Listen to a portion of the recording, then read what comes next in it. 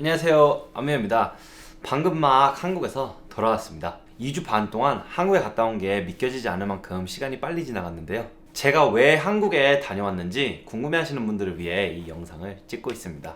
저는 이마트에서 10월 2일부터 진행되는 프로젝트에 콜라보를 하기 위해 한국에 다녀왔습니다. 여러분들이 구독해주시는 덕분에 이런 좋은 기회가 생겨 너무 감사드립니다. 그러면 더 말할 것도 없이 이마트랑 콜라보 찍은 영상 빨리 보러 가시죠.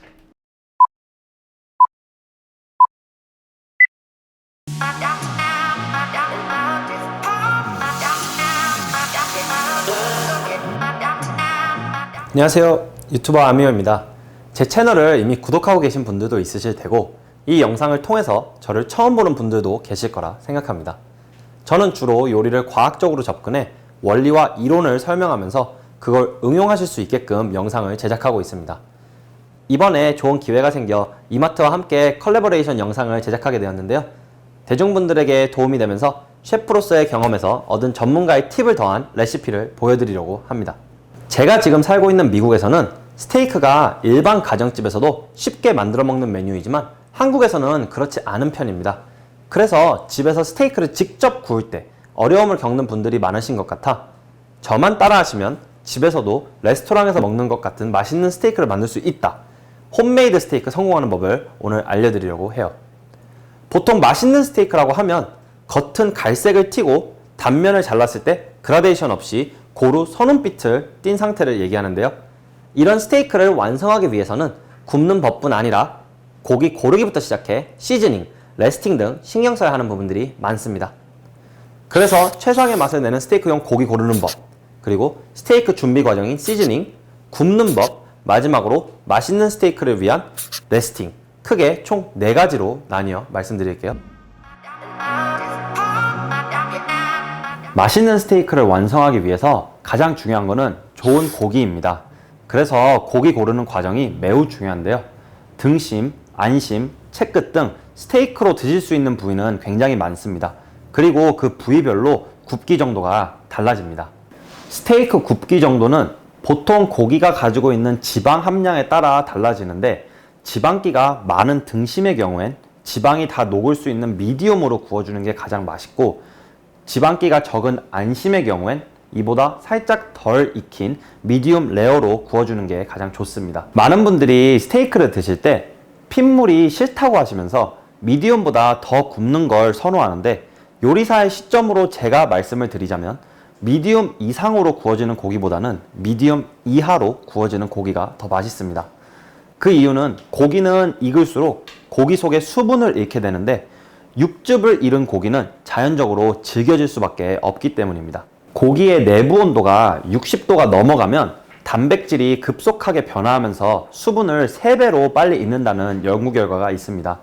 여기에서 60도가 미디움 레어 등 굽기 정도를 결정짓는 중요한 기준이 됩니다. 미디엄과 미디움 레어에 대해 설명하기 위해 필요한 미오글로빈에 대해 잠시 이야기를 해드리자면 미오글로빈은 근육 조직에서 발견되는 단백질로 적색 색소를 함유해 소고기를 붉게 보이게 해주는 요소입니다. 이 미오글로빈은 60도에서 색이 붉은색에서 회색으로 변합니다. 그래서 미디움은 이 미오글로빈이 변색하는 60도를 사이를 두고 고기 내부 온도가 59도에서 62도 정도의 굽기를 말하고 미디움 레어는 이보다 낮은 56도에서 58도 정도의 굽기를 말합니다. 방금 전 스테이크는 지방 함량에 따라 스테이크 굽기 정도가 달라야 한다고 말씀드렸는데 이 지방 함량으로 인해 부위별로 스테이크에 적합한 두께도 있습니다. 스테이크를 굽는 방법은 많지만 한국에서는 후라이팬으로 조리하는 경우가 많다고 가정하고 부위별로 적합한 두께를 알려드릴게요. 혹시 오븐을 사용하실 수 있는 분들은 살짝 더 두꺼운 고기를 구매하셔도 좋을 것 같습니다. 우선 지방이 적은 안심 같은 경우 다른 부위들보다는 조금 더 두꺼운 게 좋은데 제가 생각하기에 가장 적합한 두께는 4cm입니다. 하지만 반대로 지방이 많은 등심의 경우엔 지방이 녹아야 물컹거리지 않고 열이 속까지 침투는 하되 겉면은 오버쿡되지 않도록 조금 더 얇은 3cm가 가장 적당합니다. 한국에서는 스테이크용으로 안심보다는 등심, 살치살, 채끝, 윗등심살 등의 부위를 많이 드시는데 이 부위들도 지방 함량이 높은 부위들이기 때문에 등심과 비슷하게 생각하시고 3cm 두께로 준비하시면 될 것 같습니다. 보통 마트에서 고기를 구입하실 때 이렇게 특정 두께로 썰어주세요 하기 힘드시잖아요. 그런데 이번에 이마트 매장에서는 각 부위마다 적합한 두께로 썰린 스테이크용 고기를 판매한다고 합니다. 그리고 매장 정육 코너에 방문해 보시면 이렇게 두께를 쉽게 알 수 있도록 두께별 모형이 있습니다. 4cm, 3cm 이걸로 확인하시고 정육 코너에 몇 cm로 썰어주세요 하셔도 된다고 해요. 이젠 맛있는 스테이크를 위한 적합한 두께의 스테이크용 고기를 쉽게 구할 수 있습니다. 그리고 마트에 고기 사러 가시면 수익육과 한우의 부위명이 달라서 헷갈리는 부분이 많으실 텐데요. 한국에서 스테이크용으로 가장 많이 먹는 윗 등심살이 미국 수입육의 이름으로는 척가이로, 한국에서 등심이 ribeye, 그 다음에 채끝이 sirloin과 각각 비슷하다고 생각하시면 됩니다. 동일한 부위는 아니지만 유사한 부위이니 앞으로는 마트 가셔서 이렇게 찾아보시면 좋을 것 같네요. 제가 개인적으로 추천드리는 부위는 이 한우의 채끝 그리고 수입육의 윗등심살입니다. 이 두 부위는 다른 부위들보다 조금 더 굽기가 쉽고 지방이 골고루 분포되어 있기 때문에 스테이크를 구웠을 때 가장 맛있습니다.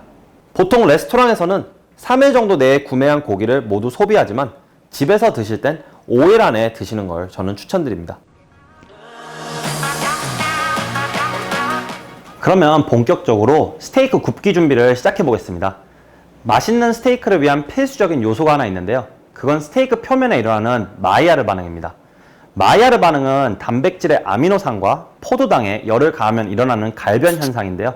고기를 구울 때 노릇노릇해지면 맛있게 잘 익었네 라고 생각을 하는데, 쉽게 말하면 이렇게 고기 겉면이 노르스름한 색으로 변하는 게 마이야르 반응이라고 생각하시면 됩니다. 그래서 맛있는 스테이크를 만들기 위해선 이 마이야르 반응에 주목하셔야 하는데, 마이야르 반응을 잘 일으키기 위해선 고기 표면에 있는 수분을 날려주셔야 합니다. 수분을 없애는 방법은 여러 종류가 있는데요. 가장 쉬운 방법은 이렇게 키친타올로 닦는 것이고, 또 한 가지 방법은 이렇게 랩을 뺀 상태에서 냉장고에 그대로 넣어주시는 겁니다.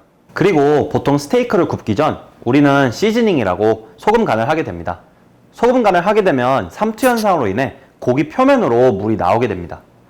소금을 뿌리면 자연적으로 일어나는 현상이기 때문에 소금을 이용해 고기의 표면을 말려보도록 하겠습니다. 제가 시즈닝을 할 때 사용하는 소금은 이 코셔 소금인데요. 코셔 소금은 정제염의 한 종류로 제가 있는 미국에선 레스토랑 전체가 코셔 소금을 기본으로 사용하고 있습니다. 이 소금은 입자가 큰 편이며 불순물이 다 제거된 상태라 소금의 짠맛 외에는 아무런 맛이 나질 않습니다. 한국에서는 코셔 소금이 그렇게 대중화되어 있지 않고 보통 집에 천일염이나 맛소금을 많이 갖고 계신 걸로 알고 있습니다. 그런데 이런 천일염, 맛소금, 꽃소금 등은 피해 주셔야 하는 이유가 미네랄 같은 불순물이 많아 스테이크의 맛을 방해할 수 있기 때문입니다. 코셔 소금이 정제염의 일종이기 때문에 꼭 코셔 소금이 아니더라도 정제염을 사용하시는 것을 저는 추천드립니다. 그러면 이제 소금 간을 한번 해보겠습니다. 소금을 잡고 최대한 높이서 이렇게 골고루 뿌려주는 것을 저는 추천드립니다. 이렇게 앞에서 바로 뿌릴 때는 소금이 뭉칠 수가 있으니 최대한 높이서 살살살살 이렇게 뿌려주시면 됩니다. 옆면도 빼놓지 않고 살살 뿌려주시면 됩니다. 그리고 많은 스테이크 레시피 영상들은 보면 후추도 소금이랑 함께 뿌리는데, 저는 후추를 지금 뿌리지 않습니다. 후추는 굉장히 낮은 온도에서 타기 때문에 후추는 스테이크를 다 굽고 나서 뿌리는 게 가장 좋다고 생각합니다. 자, 이제 고기에 소금을 다 뿌렸다면 삼투 현상이 일어나도록 30분 정도를 기다려주기로 하겠습니다. 30분이 지나면 삼투 현상으로 인해 이렇게 고기 표면에 물이 올라오는 게 보이실 겁니다. 이걸 키친타올로 잘 닦아주신 다음에 후라이팬을 예열합니다. 후라이팬은 가능하다면 코팅팬보다는 스테인리스 후라이팬을 사용하시는 게 좋습니다. 열 보존율과 열 전도율이 둘 다 낮은 코팅팬보다는 스테인리스 후라이팬이 고기가 마이야르 반응이 일어나는 구간에 빠르게 진입할 수 있도록 도와줍니다. 제가 오늘 가지고 온 이 후라이팬은 구리로 된 후라이팬입니다. 후라이팬이 다 예열이 됐다면 이제 기름을 부어주시면 됩니다. 잘 예열된 후라이팬에 이렇게 기름을 붓다 보면 기름이 이렇게 동동 떠다니기 시작합니다. 이때 사용하실 기름은 냄새가 없는 뉴트럴 오일을 사용하시면 됩니다. 기름을 넣은 후에 기름에서 연기가 나기 시작한다면 고기를 넣도록 하겠습니다. 고기를 넣으실 때는 기름이 튈 위험이 있기 때문에 조심하시면서 고기는 항상 몸에서 반대 방향으로 내려주시면 됩니다. 고기가 올라갈 때 이 하는 소리 들리시죠? 이 소리가 안 들린다면 예열이 덜 된 것이니 고기를 떼었다가 기름이 충분히 달궈진 다음에 다시 올려주시면 됩니다. 그리고 단백질 같은 경우엔 열을 받으면 수축을 하기 때문에 고기 중간 부분이 살짝 이렇게 뜹니다. 이렇게 고기가 중간 부분이 뜨면 마이야르 현상이 일어나지 않으니 중간 부분을 집게로 계속 눌러주세요. 흔히들 육즙이 빠진다고 하시는데 그건 속설입니다. 또 고기를 구울 때 한 번만 뒤집어야 한다는 속설도 있는데 이는 사실이 아니라고 생각합니다. 고기를 한 번만 뒤집을 경우엔 고기 속 온도를 맞추기가 굉장히 어렵기 때문에 30초에 한 번씩 뒤집도록 하겠습니다.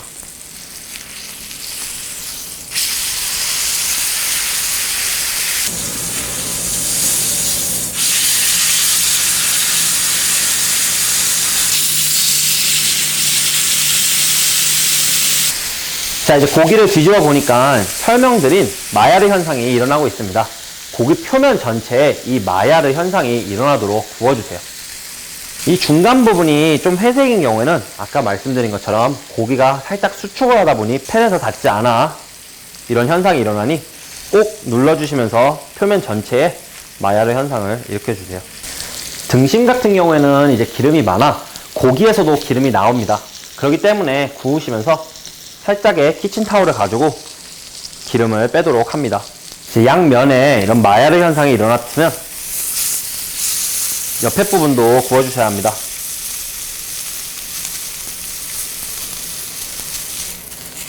모든 면을 한 번씩 구워주시면 됩니다. 마이야르 현상이 고기 전체에 일어났다면 레스팅을 위해서 프라이팬 온도를 낮춰야 합니다.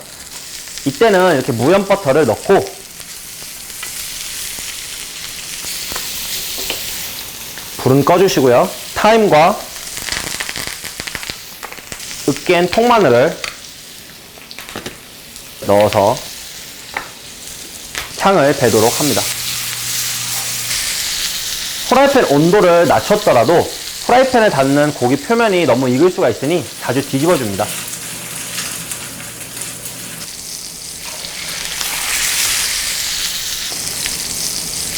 그리고 원하는 온도가 넘지 않도록 온도계로 체크해주세요. 미디엄은 59도에서 62도, 미디엄 레어는 56도에서 58도입니다. 보통 미국에서는 스테이크를 구울 때 온도를 체크하기 위해서 온도계를 쓰거나 온도계가 없다면 케이크 테스터라는 것을 사용합니다. 이 케이크 테스터는 쇠로 된 조그만 막대기인데요. 이럴 때 고기에 찔러서 한 3초 정도 있다가 입술이 아닌 입술 밑에 갖다 대서 따뜻한지 확인하시면 됩니다. 만약에 케이크 테스터를 넣었다가 이렇게 됐는데 차갑다면 그 고기는 겉에 표면만 익고 안에까지 익지 않은 것이니 다시 고기를 천천히 얕은 불에서 레스팅을 더 오랫동안 해주셔야 합니다. 방금 말씀드린 미디엄, 저희가 원하는 온도는 59도에서 62도인데요. 제 지금 온도계가 딱 59.0도를 읽고 있습니다. 이때 프라이팬에서 빼서 레스팅을 더 해주도록 하겠습니다. 허브 같은 종류는 굉장히 많은 종류가 있는데요. 흔히들 로즈메리, 세이지, 오레가노, 타임이 있는데 원하시는 허브를 사용하시면 됩니다. 고기가 고열을 받다 보면 고기가 이렇게 수축을 한다고 아까 말씀드렸는데 이 버터가 녹으면서 프라이팬 열을 가지고 내려오는데 그 안에서 고기가 레스팅을 하면서 수축되었던 단백질이 풀어지고 중앙으로 뭉쳐있는 육즙이 다시 고기 속으로 골고루 퍼지면서 고기가 연해집니다. 또 레스팅이 중요한 이유는 고기 속 열을 균일하게 해주어 나중에 단면을 잘랐을 때 그라데이션 없이 속이 균일한 고기 단면이 만들어집니다. 완벽한 공식은 아니지만 보통 레스팅 시간은 고기 구운 시간의 절반이라고 생각하면 됩니다. 예를 들어 고기를 굽는데 8분이 걸렸다면 레스팅 시간은 4분인 거죠. 잘 레스팅된 고기는 고기를 잘랐을 때 육즙이 새지 않으며 핏물도 많이 나오지 않습니다. 고기가 아까 열을 받을 때 살짝 수축한다 그랬는데 그렇게 되면 중간 부분이 볼록하게 올라옵니다. 그 볼록한 게 만약에 다시 내려간다면 레스팅이 끝난 상태입니다. 레스팅이 끝나면 고기를 도마로 가지고 와 줍니다. 이렇게 사선으로 자르는 거는 큰 이유는 없습니다. 고기의 단면을 넓히기 위해서 자르는 것이니 편하신 각도로 자르시면 됩니다. 마무리로 후추를 뿌려줍니다. 고기가 잘 구워졌는지 확인할 때는 고기 표면에 마야르 현상이 잘 일어났는지 확인하시고 그 다음에 단면을 잘랐을 때 내부에 그라데이션이 없는지 확인하시면 됩니다. 그라데이션이 남아있다면 레스팅이 덜 된 상태입니다. 마야르 현상이 잘 일어난 고기의 경우 부드러운 안쪽의 식감과 겉의 바삭함이 합쳐져 고기의 풍미가 더 깊어집니다. 앞서 설명드린 스테이크 굽기의 중요 포인트를 정리하자면 첫째, 지방 함량에 따라서 적합한 두께가 다르니 안심처럼 지방기가 적은 건 4cm 두껍게, 등심처럼 지방기가 많은 부위는 3cm로 살짝 얇게 선택합니다. 둘째, 스테이크 굽기 30분 전에 소금 간을 미리 해주시고 이때 코셔 소금 혹은 정제염을 사용하시는 걸 추천드립니다. 셋째, 고기를 처음에 후라이팬에 넣을 때 스익 이런 소리가 들려야 합니다. 고기 표면이 갈색으로 변하는 마야르 현상이 고기 전체에 일어났는지 확인해 주세요. 마지막으로 레스팅은 선택이 아닌 필수입니다. 레스팅을 하셔야지 고기의 열이 균일해지고 먹었을 때 핏물 또는 육즙이 나오지 않으며 스테이크를 먹었을 때 연합니다. 이젠 집에서도 맛있게 스테이크를 구우실 수 있으시겠죠? 왜 이렇게 해야 하는지 조리법의 원리를 알면 기억하기도 쉽고 퀄리티 높은 요리가 완성될 거예요. 10월 2일부터 이마트 매장에서 스테이크 해먹기 좋은 한우와 수입류 행사를 한다고 하는데요. 지금 이 영상을 보고 오신 분들은 추가 할인 혜택을 받으실 수 있다고 해요. 옆에 나오는 추천인 코드와 할인받는 방법 확인하시고 맛있는 소고기 득템하세요. 이마트에서 판매될 스테이크용 고기로 한 번씩 도전해 보셨으면 좋겠습니다.